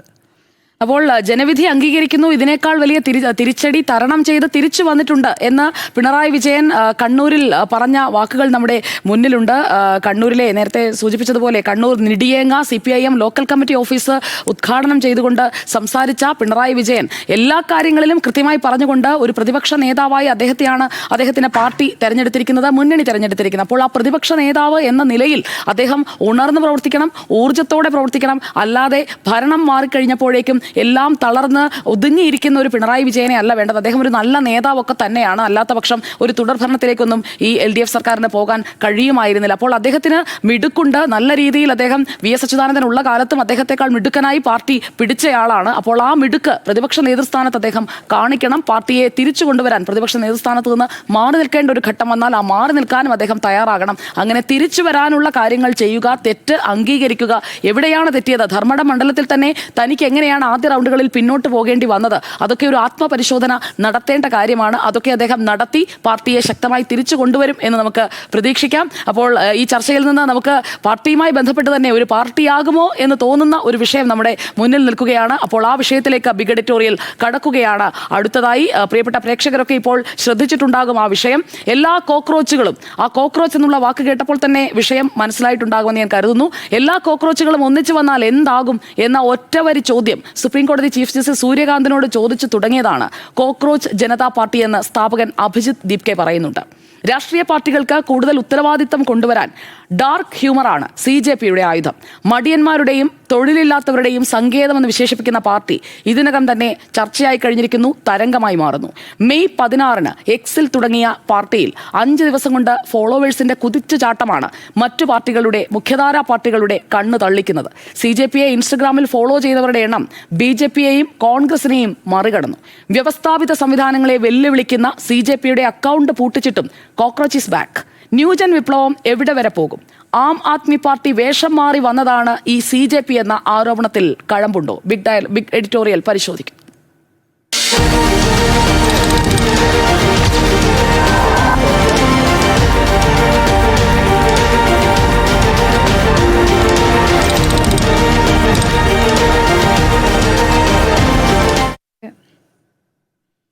കോക്രോച്ച്, പാറ്റയെ പേടിയാണോ എന്ന് ചോദിച്ചാൽ കുട്ടിക്കാലത്തൊക്കെ പേടി ഉണ്ടായിരുന്നു എന്ന് നമ്മളിൽ ആരെങ്കിലുമൊക്കെ ഒരു പക്ഷേ പറഞ്ഞെന്ന് വരും. അനിലേറു സർ, കോക്രോച്ച് ജനതാ പാർട്ടി അതിൻ്റെ ഡിസൈൻ അടക്കം എടുത്ത് നോക്കുമ്പോൾ അത് BJP എന്ന പാർട്ടിയെ ലക്ഷ്യം വെച്ചുകൊണ്ട് തന്നെയാണ് അതിൻ്റെ ഡിസൈൻ, അതിൻ്റെ ക്യാമ്പയിൻ എന്നുള്ളതൊക്കെ വ്യക്തമാകുന്നതാണ്. ഈ പാർട്ടി വരുന്നു, അതിന് ഫോളോവേഴ്സിൻ്റെ എണ്ണം അത് കോടി ക്ലബിലേക്ക് കുതിച്ചു കയറുന്നതൊക്കെ നമ്മൾ കണ്ടുകൊണ്ടിരിക്കുമ്പോൾ മറ്റു പാർട്ടികൾ പാറ്റയെ പേടിക്കണം. തീർച്ചയായിട്ടും പേടിക്കേണ്ടതായിട്ടുള്ള ആവശ്യങ്ങളുണ്ട്. കാരണം തൊട്ടടുത്ത രാജ്യത്ത് നടന്ന 2 സംഭവങ്ങൾ നമ്മൾ ഇതിനോട് കൂട്ടി കാണേണ്ടതുണ്ട്. ഒന്ന് ബംഗ്ലാദേശിൽ നടന്നത്, ഒന്ന് നേപ്പാളിൽ നടന്നത്. രണ്ടും ജൻസി പ്രക്ഷോഭങ്ങളായിരുന്നു. സോഷ്യൽ മീഡിയ വഴിയായിരുന്നു. സോഷ്യൽ മീഡിയ വഴി വന്നപ്പോൾ തന്നെ അതിനെ തടഞ്ഞു. തടഞ്ഞപ്പോൾ തന്നെ അതിന് കൂടുതൽ പ്രക്ഷോഭങ്ങളുണ്ടായി. അവസാനം 2 രാജ്യങ്ങളിൽ നിന്നും ഭരിച്ചിരുന്നവർ അവിടുന്ന് പോകേണ്ട ഗതികേട് വന്നു. ഇപ്പോൾ അതിനോട് ചേർന്ന് കിടക്കുന്ന ഇന്ത്യയിലേക്ക് ആണ് ഇത് വന്നിരിക്കുന്നത്. ഇപ്പോൾ കാണുന്ന ഈ സോഷ്യൽ മീഡിയ മൂവ്മെൻറ്റ് ഒരു പക്ഷേ അത് മാറി ആ രൂപത്തിലാകാനും വളരെ സാധ്യത കൂടുതലാണ്. അത് ഇന്നിപ്പോൾ അക്കൗണ്ട് പൂട്ടിയപ്പോൾ 1,40,00,000 മേലുള്ള ആൾക്കാരുണ്ടായിരുന്നു. ഇന്നിപ്പോൾ അത് രണ്ടാമത് തിരിച്ചു വന്നപ്പോൾ 160 മുകളിലായിട്ടുണ്ട്. ഈ സമയം ഇപ്പോൾ നമ്മൾ സംസാരിക്കുമ്പോൾ 162 തോന്നുന്നത്. അപ്പോൾ ഈ അക്കൗണ്ട് മരവിപ്പിക്കുമ്പോൾ നമ്മൾ ഈ 1,42,00,000 ആൾക്കാരെ നമ്മൾ അപമാനിക്കുന്നതിന് തുല്യമായിട്ട് ചെയ്ത ഒരു പരിപാടിയായിരുന്നില്ലേ ഇത് പൂട്ടിക്കുക എന്നുള്ളത്. അപ്പോൾ അവരും ക്രോക്കോച്ചുകളല്ലേ എന്ന് നമുക്കും തോന്നിപ്പോൾ അവരെ അപമാനിക്കുകയായിട്ടുള്ളത്. അപ്പോൾ കൂടുതൽ അടിച്ചമർത്തുമ്പോൾ ഇത് കൂടുതൽ വളർന്നു വരിക എന്ന് ചെയ്തത്. അതായത് ഞാൻ ഇപ്പോൾ അത് പറഞ്ഞത് ഇന്ത്യയിലെ ഇത് സംബന്ധിക്കുമ്പോൾ ഒരു ഭരണകൂടം തുടരാൻ നിങ്ങൾ സാമർഥ്യം കാണിച്ചു, പക്ഷെ നിങ്ങൾ പേടിക്കുന്നത് ഒരു ഹാഷ്ടാഗിനെയാണ് എന്നുള്ളതൊരു സത്യമാണ്. അപ്പോൾ നിങ്ങൾ ഉണ്ടാക്കിയത് എന്താണെന്നുള്ളതാണല്ലോ ഒരു ചോദ്യചിഹ്നമായിട്ട് വരുന്നത്. അപ്പോൾ പേടി തീർച്ചയായിട്ടും ഇവിടുത്തെ രാഷ്ട്രീയ പാർട്ടികൾക്കുണ്ടാവും. കാരണം ഇങ്ങനെ ഒരു മൂവ്മെൻറ്റ് ഈ കാലഘട്ടത്തിൽ വളരെ ഭയപ്പെടുത്തുന്നതാണെന്ന് അവർക്കറിയാം. അത് ഏത് രീതിയിലും മറിയാം. അതുകൊണ്ടാണ് അവർ തീർച്ചയായിട്ടും ആ അക്കൗണ്ട് മരവിപ്പിക്കാൻ ശ്രമിച്ചത്. പക്ഷേ അത് അവിടെ കൊണ്ട് നിൽക്കില്ല എന്നുള്ളതാണ് സത്യം.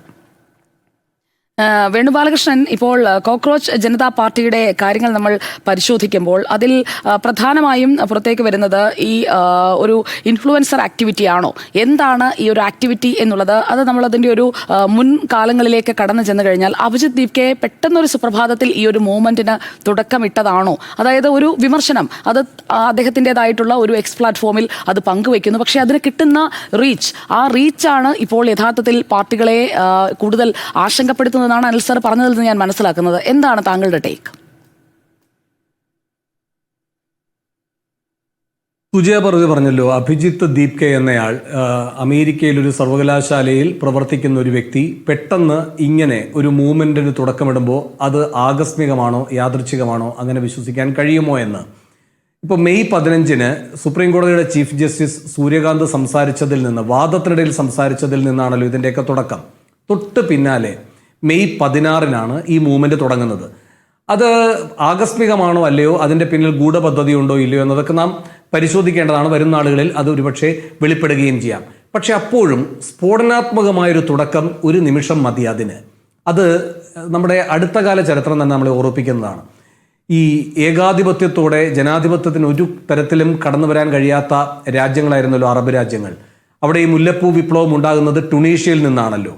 അത് പിന്നീട് ആ ഭാഗത്ത് മുഴുവൻ വ്യാപിക്കുകയായിരുന്നല്ലോ. ഗദ്ദാഫിയൊക്കെ തകർന്ന് തരിപ്പണമാകുന്നത് നാം കണ്ടതാണ്. അപ്പോൾ അതെങ്ങനെയാണ് തുടങ്ങുന്നത്? ഒരു പഴക്കച്ചവടക്കാരൻ്റെ ഒരു തട്ടിൽ നിന്നാണ്, അല്ലേ?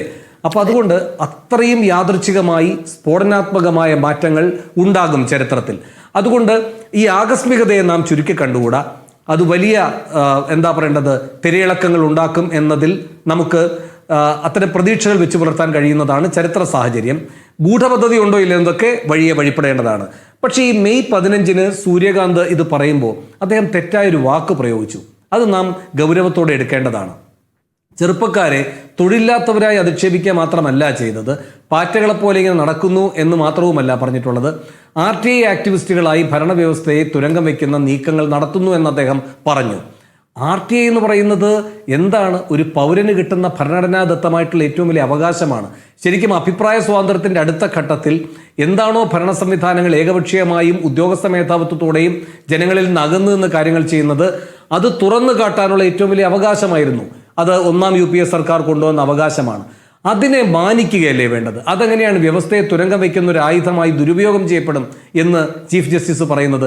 ഇന്ത്യയിലെ സുപ്രീം കോടതി ചീഫ് ജസ്റ്റിസിന് അങ്ങനെ പറയാം. കാരണം ഈ RTI അംഗീകരിക്കാത്തൊരു സംവിധാനമാണ് സുപ്രീം കോടതി. അത് അവർക്ക് തന്നെ ഒരു വെല്ലുവിളിയാണെന്ന് അവർ കരുതുന്നത് കൊണ്ട് പിന്നെ സ്വാഭാവികമായും ഏത് ചെറുപ്പക്കാരനെയും ഒരു RTI ആക്ടിവിസ്റ്റായി കാണുമ്പോൾ സൂര്യകാന്ത് അടക്കമുള്ളവർക്ക് ദഹിക്കാതിരിക്കുന്നത് സ്വാഭാവികമാണ്. കൊളീജിയം സംവിധാനമാണല്ലോ ഇപ്പോഴും അവിടെ ഉള്ളത്. അതിൻ്റെ അപ്രമാദിത്വത്തിലാണല്ലോ അവിടെ ഇപ്പോഴും ഈ പറയുന്ന നിയമനങ്ങൾ നടക്കുന്നത്. അതിനെതിരായിട്ടുള്ളൊരു നിയമം പാർലമെന്റ് പാസ്സാക്കുമ്പോൾ പോലും അതിനോട് മുഖം തിരിഞ്ഞു നിൽക്കുന്ന ഒരു സംവിധാനമാണല്ലോ ജുഡീഷ്യറി. അപ്പോൾ ജുഡീഷ്യറി തന്നെ എത്രമാത്രം സുതാര്യമാണ് എന്ന ചോദ്യമാണ് ബാക്കി വയ്ക്കുന്നത്. അതുകൂടാതെ ഈ പറയുന്ന ഒരു കാര്യമുണ്ട്, ഈ സൂര്യകാന്ത് പറഞ്ഞല്ലോ തൊഴിലില്ലാതെ നടക്കുന്നു എന്ന്. അപ്പോൾ രാജ്യത്ത് തൊഴിലില്ലായ്മ രൂക്ഷമാണ് എന്ന് അദ്ദേഹം സമ്മതിക്കുന്നുണ്ടല്ലോ. അതാണ് മോദി ഭരണകൂടത്തിന്റെ പുരികം ചുളിക്കുന്നത്. കാരണം ഇവിടെ അങ്ങനെ ഇല്ല എന്നാണല്ലോ ഈ പറയുന്ന 2014 മുതലുള്ളൊരു മോദി സർക്കാരിന്റെ തുടർച്ചയായിട്ടുള്ള വരവിലെ ഒരു ആഖ്യാനം. അത് പൊളിയുകയാണ്. എന്ന് മാത്രമല്ല, ഇവിടെയും ഒരു ജൻസി രോഷമുണ്ട് എന്ന് പറയുന്നു. ആ ജൻസി രോഷം എന്തായാലും മോദി ഇടയ്ക്കിടയ്ക്ക് പറയാനുള്ളത് പോലെ നെഹ്റുവിനെതിരെ അല്ല. അത് നമുക്ക് സ്വാഭാവികമായിട്ടും മനസ്സിലാക്കാവുന്നതല്ലേ ഉള്ളൂ. അപ്പോൾ ഈ സർക്കാരിനെതിരെയുള്ള ഒരു ജനരോഷമുണ്ട്, ഒരു യുവരോഷമുണ്ട്, ഒരു ജൻസി രോഷമുണ്ട്. അനിൽ അരൂർ നേരത്തെ ശരിയായി പറഞ്ഞു, നേപ്പാളിലെയും ബംഗ്ലാദേശിലെയും കാര്യം. ദിവസങ്ങൾ മാത്രം മതിയായിരുന്നു അവിടെ വലിയ ഭരണമാറ്റങ്ങൾക്ക്. നേപ്പാളിലെ ഭരണമാറ്റം പ്രത്യേകമായി നാം പരിശോധിക്കണം. നേപ്പാളിൽ എന്താ സംഭവിച്ചത്? പരമ്പരാഗത പാർട്ടികളെ മുഴുവൻ പിഴുതെറിഞ്ഞു. എന്നിട്ട് അവിടെ റോക്ക് സംഗീതവുമായിട്ടൊക്കെ ബന്ധപ്പെട്ട് പ്രവർത്തിച്ചിരുന്ന ഒരു നേതാവാണ് പെട്ടെന്ന് ഈ പുതിയ തലമുറയുടെ നായകനായി അവരോധിക്കപ്പെടുന്നത്. അപ്പോൾ പരമ്പരാഗത പാർട്ടികളെ ദിവസങ്ങൾക്കകം, മണിക്കൂറുകൾക്കകം നിഷ്കാസനം ചെയ്യാൻ കഴിയുന്ന ഒരു വലിയ പൗരശക്തിയാണ് ജൻസി എന്ന് നമ്മുടെ സമീപത്തെ നമ്മുടെ അയൽരാഷ്ട്രം ചൂണ്ടിക്കാട്ടുമ്പോൾ സ്വാഭാവികമായും തുടർഭരണത്തിന്റെ തിളക്കത്തിൽ നിൽക്കുന്ന എല്ലാവർക്കും ശങ്ക വരും.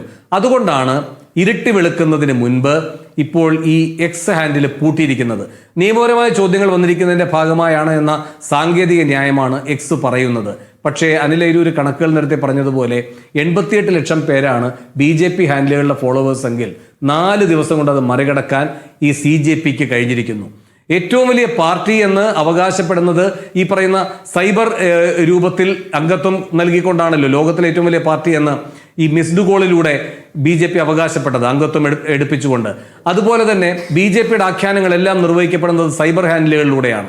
എന്താണ് പൊതുബോധമെന്ന് BJP ന്യായീകരിക്കുന്നത് അവരുടെ തന്നെ സംഘടിതമായ സൈബർ ഹാൻഡിലുകൾ ഉപയോഗിച്ചിട്ടുള്ളത് ഇതാണ് എന്ന് പറഞ്ഞുകൊണ്ടാണ്. അതിനെ മറികടക്കുന്ന ഒരു വലിയ ശക്തി വരുന്നു.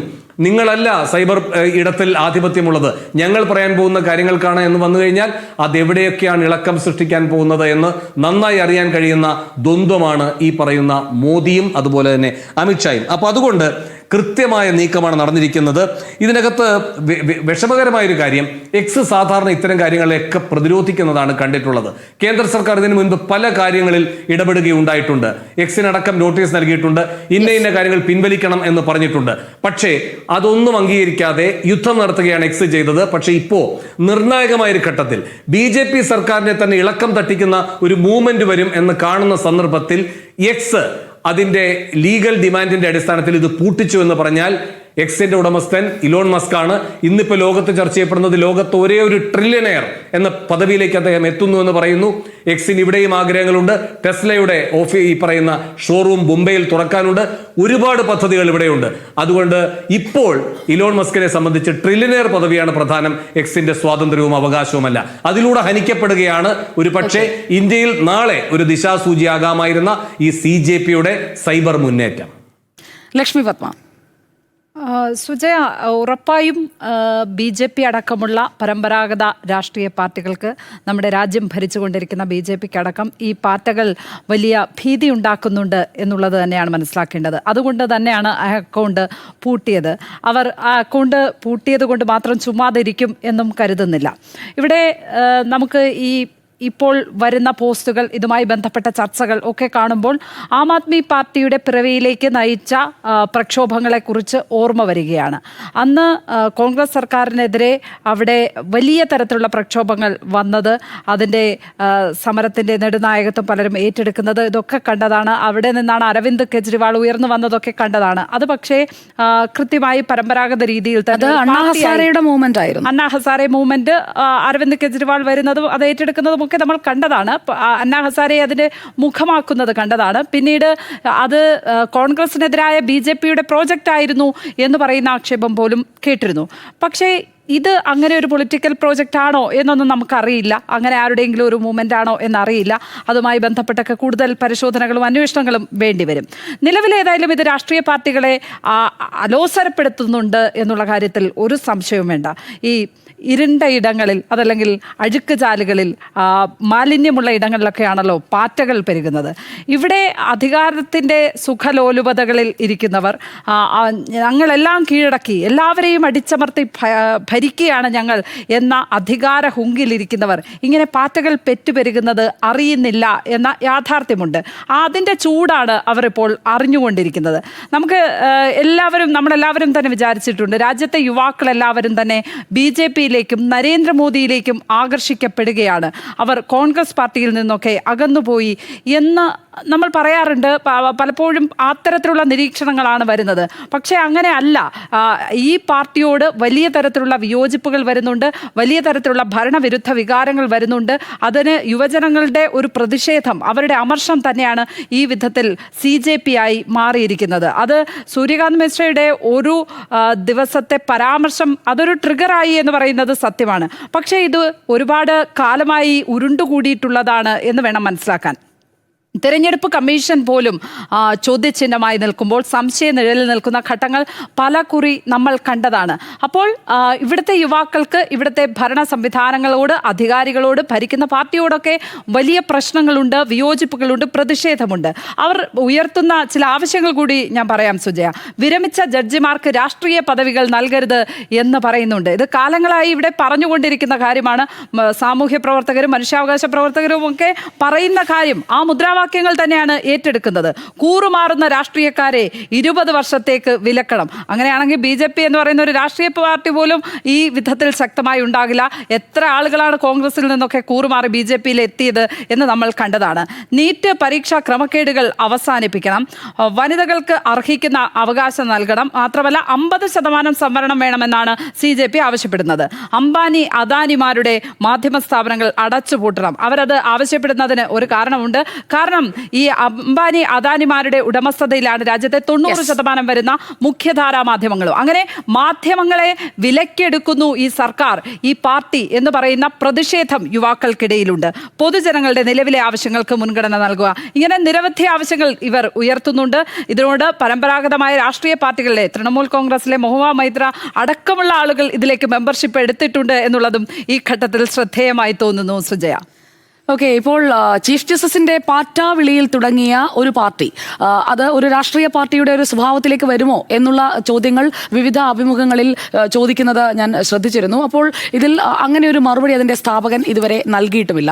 മടിയന്മാർ എപ്പോഴും ഓൺലൈനിൽ സമയം ചെലവഴിക്കുന്ന തൊഴിലില്ലാത്ത യുവാക്കൾക്ക് വേണ്ടിയിട്ടുള്ള ഒരു സംവിധാനം, ഒരു സംഘടനാ രൂപം എന്നുള്ള രീതിയിലാണ് CJP എന്ന കോക്രോച്ച് ജനതാ പാർട്ടി വന്നിരിക്കുന്നത്. അപ്പോൾ ഇതൊരു സ്പൂഫാണ് എന്ന് ഞാൻ കരുതുന്നില്ല. ഇത് വളരെ ആലോചിച്ചുറപ്പിച്ചുകൊണ്ട് ആക്ടിവേറ്റ് ചെയ്തിരിക്കുന്ന ഒരു മോഡ്യൂളാണ്. ഈ മോഡ്യൂൾ എങ്ങനെയാണ് വന്നിരിക്കുന്നത് എന്നതാണ് നമ്മൾ പരിശോധിക്കേണ്ടത്. ഗൗരവമേറിയ രാഷ്ട്രീയ ചർച്ചകൾ അത് കോൺഗ്രസ് നേതൃത്വം നൽകുന്ന ഇന്ത്യ മുന്നണിയും NDAയും തമ്മിൽ അങ്ങോട്ടും ഇങ്ങോട്ടും വലിയ രീതിയിലുള്ള ആരോപണ പ്രത്യാരോപണങ്ങളൊക്കെ നടക്കുന്ന ഒരു രാഷ്ട്രീയ പശ്ചാത്തലത്തിൽ അവിടെ പ്രസക്തി നഷ്ടപ്പെട്ടു പോയ ഒരു പാർട്ടിയുണ്ട്. ആ പാർട്ടിയുടെ പേര് ആം ആദ്മി പാർട്ടി എന്നാണ്. ഡൽഹിയിൽ അവർക്ക് അധികാരം നഷ്ടപ്പെടുന്നത്, അരവിന്ദ് കെജ്രിവാൾ നിഷ്കാസിതനാകുന്നത്, പഞ്ചാബിലേക്ക് ആ പാർട്ടി ഒതുങ്ങുന്നത് ഇക്കഴിഞ്ഞ വർഷം, ഇക്കഴിഞ്ഞ മാസങ്ങളിൽ നമ്മൾ കണ്ട ഒരു റിയാലിറ്റിയാണ്. അപ്പോൾ ആക്ഷേപഹാസ്യത്തിലൂടെയും സോഷ്യൽ മീഡിയയിലെയും തുടങ്ങിയ ഈ മുന്നേറ്റത്തിന്റെ ഒരു ബാക്ക്ലോഗ് അതെന്താണ്? അത് ജെൻസിയുടെ മാത്രം ശബ്ദമാണോ? ജെൻസിയുടെ ഒരു വിപ്ലവമാണോ? ഇത് ജെൻസിയുടെ പ്രക്ഷോഭങ്ങളുമായി നമുക്ക് അതേ രീതിയിൽ തന്നെ ചേർത്ത് വെക്കാൻ കഴിയുന്ന ഒന്നാണോ? എന്തുകൊണ്ടാണ് എക്സിൽ ഈ ഒരു പോസ്റ്റിന് അല്ലെങ്കിൽ ഈ ഒരു ഹാൻഡിലിന് ഒരു വിലക്ക് വന്നത്, അല്ലെങ്കിൽ അതിനൊരു ഹിറ്റ് വന്നത്? പാറ്റയെ ഹിറ്റടിച്ചാണ് കൊല്ലുന്നത്. അപ്പോൾ എക്സിൽ ഇലോൺ മസ്ക് ഹിറ്റടിച്ചത് എന്തിനാണ്? അതിലേക്ക് നമുക്ക് പോകാമെന്ന് ഞാൻ കരുതുന്നു. അതിലാസ്പദമായ കുറച്ച് കണക്കുകൾ നമ്മൾ പരിശോധിക്കുമ്പോൾ ഈ അഭിജിത്ത് ദീപ്കയിലേക്ക് എത്തണം. അഭിജിത്ത് ദീപ്കെ ഒരു secular socialist democratic lazy youth movement എന്നതാണല്ലോ അതിന്റെ ഒരു 5 പോയിന്റ് അജണ്ടയായി തന്നെ മുന്നോട്ട് വെച്ചിരിക്കുന്നത് കോക്രോച്ച് ജനതാ പാർട്ടി എന്ന CJPയെ കുറിച്ച്.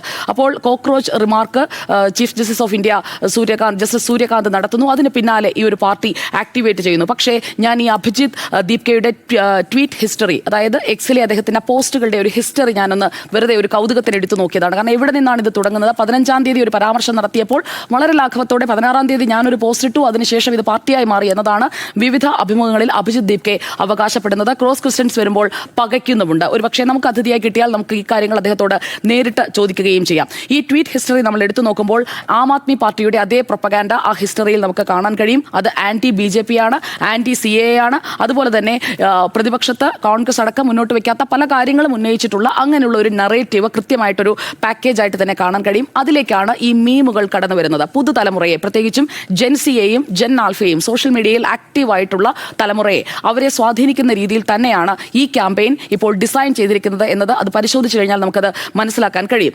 ഇനി ഇവിടെ ഈ കെജ്രിവാളിന്റെ ഒപ്പം എപ്പോഴാണ് ഈ അഭിജിത്ത് പ്രവർത്തിച്ചത് എന്നതുകൂടി നമ്മൾ നോക്കണം. അത് ആം ആദ്മി പാർട്ടിക്കൊപ്പം തന്നെ അതിന്റെ ഒരു PR ആക്ടിവിറ്റികളുടെ കൂടെ തന്നെ അഭിജിത്ത് ഉണ്ടായിരുന്നു. 2021 മുതൽ 2023 വരെ കെജ്രിവാളിന്റെ കൂടെ, അരവിന്ദ് കെജ്രിവാളിന്റെ കൂടെ, ഡൽഹി മുഖ്യമന്ത്രിയായിരുന്ന അരവിന്ദ് കെജ്രിവാളിന്റെ കൂടെ വളരെ ആക്റ്റീവായ ഒരു പാർട്ടിസിപ്പന്റ് ആയിരുന്നു അഭിജിത്ത് ദീപ്കെ എന്ന് പറയുന്ന ഇപ്പോൾ ഈ ജെൻസി പ്രക്ഷോഭത്തിന് കോക്രോച്ച് ജനതാ പാർട്ടിക്ക് തുടക്കമിട്ടയാൾ എന്നുള്ളതാണ് ട്വീറ്റ് ഹിസ്റ്ററി മാത്രം പരിശോധിച്ചപ്പോൾ എനിക്ക് നേരിട്ട് മനസ്സിലാക്കാൻ സാധിച്ചത്. അതായത് ആം ആദ്മി പാർട്ടിയുടെ ഡിജിറ്റൽ ടീമിലെ അംഗമായിരുന്നു ഇയാൾ എന്നുള്ളത് ക്ലിയർ ആണ്. അത് നിങ്ങൾക്കും ചെക്ക് ചെയ്താൽ മനസ്സിലാക്കാൻ സാധിക്കും.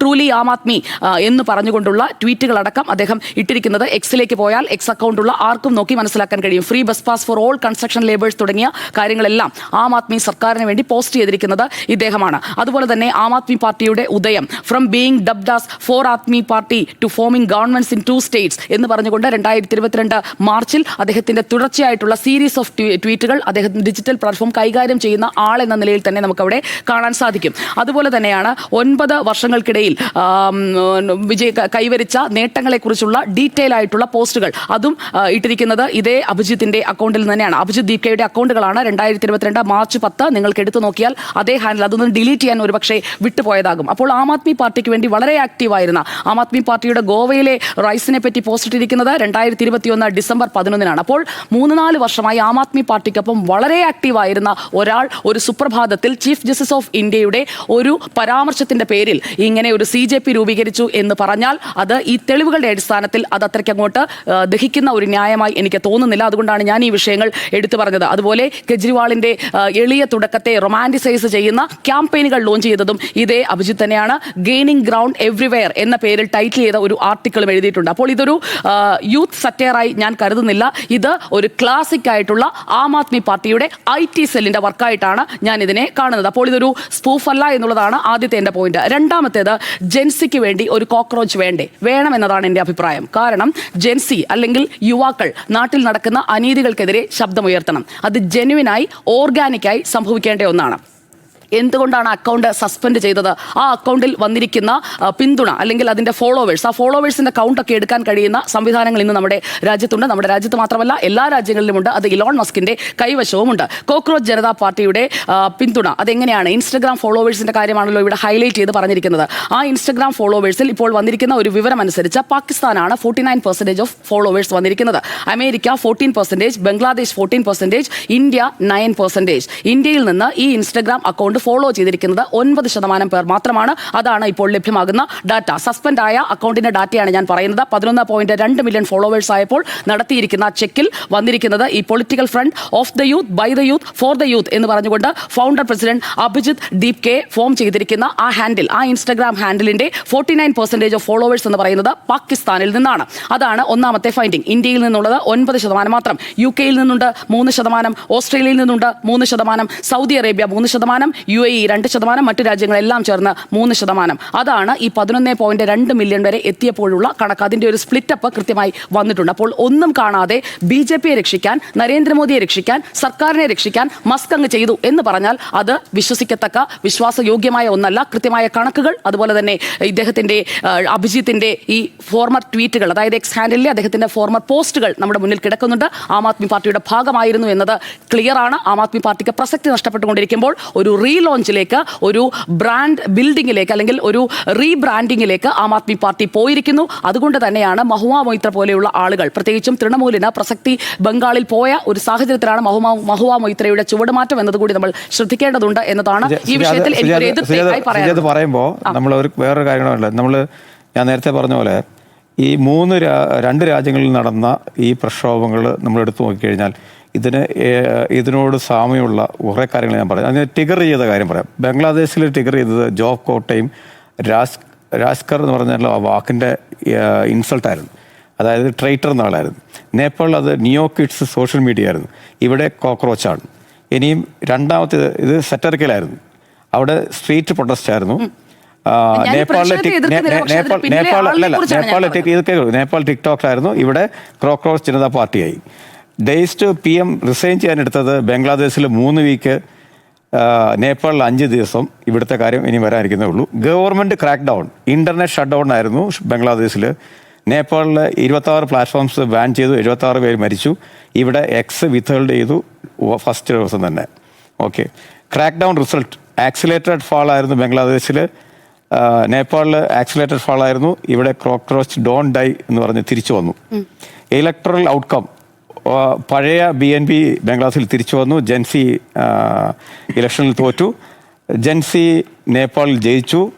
ഇവിടെ ബീഹാറിൽ ബൈ ഇലക്ഷനിൽ വേണ്ടിയിട്ട് കോക്രോച്ച് മത്സരിക്കാൻ പോകുന്നു. കറപ്ഷൻ ആൻഡ് ഡൈനാസ്റ്റി പൊളിറ്റിക്സ് ബംഗ്ലാദേശിൽ, നിപ്പോട്ടിസം ആൻഡ് അൺഎംപ്ലോയ്മെൻറ്റ്. ഇന്ത്യയിലും അൺഎംപ്ലോയ്മെൻറ്റും, എക്സാം സ്കാം, ഇമ്പ്യൂണിറ്റി.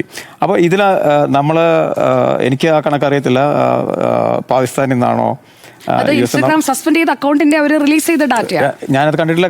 ഞാൻ പറഞ്ഞു കഴിഞ്ഞാൽ നമുക്ക് പാകിസ്ഥാനിലെ ബോട്ടാണ്, ഫാമാണ്, ഫാമിംഗ് ആണ്. ഫാമായാലും ബോട്ടായാലും നമ്മൾ ഒരു ഇന്നിപ്പോൾ അവർ അത് സസ്പെൻഡ് ചെയ്തുകൊണ്ട് തന്നെ മാത്രം നമ്മളിവിടെ നിൽക്കുന്ന ക്യാമറയ്ക്ക് പുറകിൽ നിൽക്കുന്ന ക്യാമറമാൻ വരെ ഇന്നിപ്പോൾ അതിൽ സബ്സ്ക്രൈബ് ചെയ്തിട്ടുണ്ട്.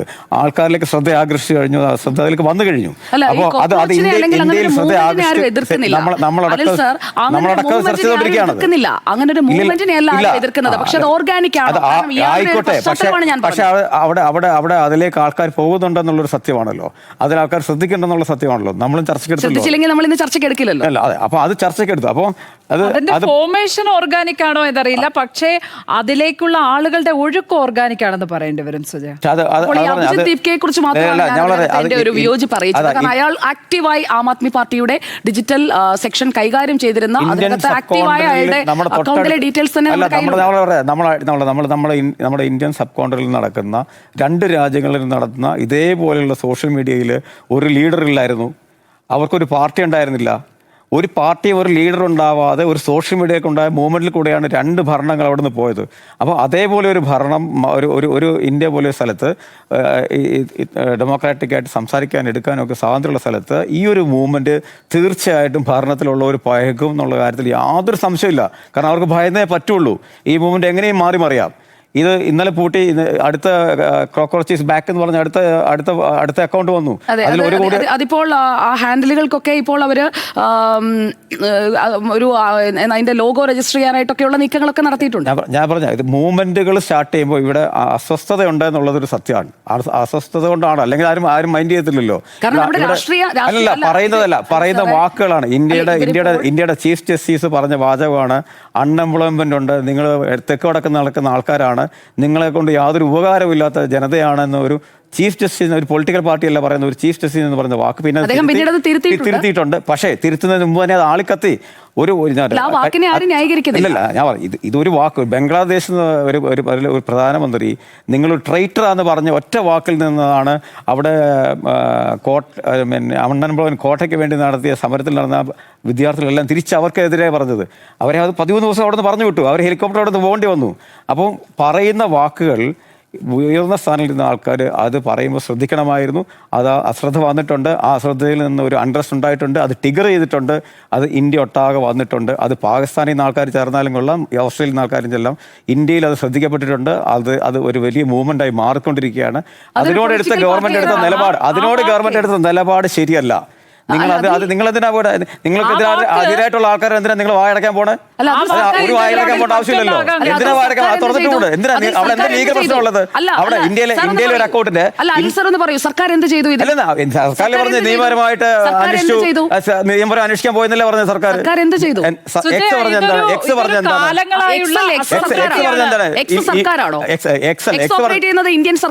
അല്ലല്ല, അത് നമുക്കറിയാമല്ലോ. അത് എന്തുകൊണ്ടാണ് അങ്ങനെയുള്ളത്? എക്സ് എന്തുകൊണ്ടാണ് പ്രശ്നങ്ങളിൽ അഗ്നിപഥ് പോലുള്ള പ്രശ്നങ്ങളുണ്ട്. ആർമിയിൽ 4 വർഷത്തെ കോൺട്രാക്ട്, ഇതിനൊക്കെ എതിരെ യുവാക്കൾക്ക് പ്രതിഷേധം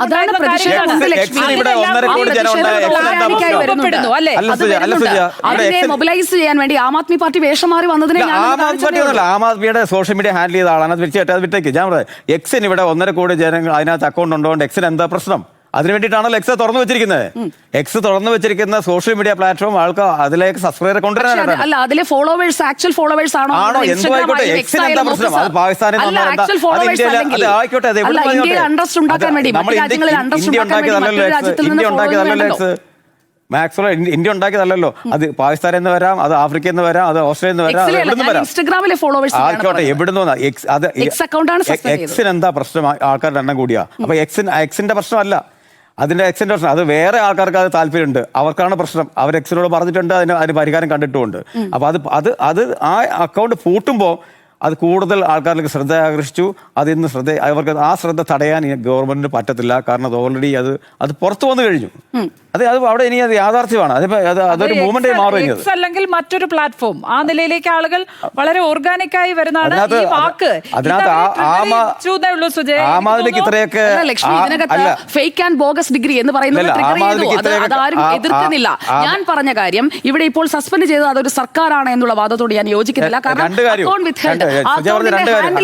സാറിന് ഞാൻ പൂർത്തിയാക്കിക്കോട്ടെ. ഈ അക്കൗണ്ടിന്റെ പേരെന്താണ്? CJP 2029. ഇതൊരു പൊളിറ്റിക്കൽ ആംബിഷനോട് കൂടിയുള്ളതാണ്.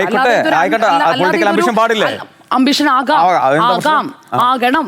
യുവാക്കൾക്ക് അംബിഷൻ വേണം, പൊളിറ്റിക്കൽ അംബിഷൻ വേണം. അപ്പോൾ ഇത് CJP 2029 എന്ന് ടേം ചെയ്തിരിക്കുന്ന അക്കൗണ്ട് വിത്ത്ഹെൽഡ് ചെയ്തിരിക്കുന്നത് in response to a legal demand ആണല്ലോ, അത് സർക്കാരല്ല. സർക്കാർ ലീഗൽ ഡിമാൻഡ് ശരി. നിങ്ങൾ പറഞ്ഞു ഇനി ആം ആദ്മി എന്ന് പറഞ്ഞു. ആം ആദ്മിക്ക് അത്രമാത്രം കഴിവുണ്ടായിരുന്നെങ്കിൽ അവർക്ക് മറ്റു സ്ഥലങ്ങളിൽ പിടിച്ചു വയ്ക്കാൻ പറ്റുമായിരുന്നു. അവർക്ക് പഞ്ചാബിൽ തന്നെ പിടിച്ചു വയ്ക്കാൻ പറ്റുന്നില്ല.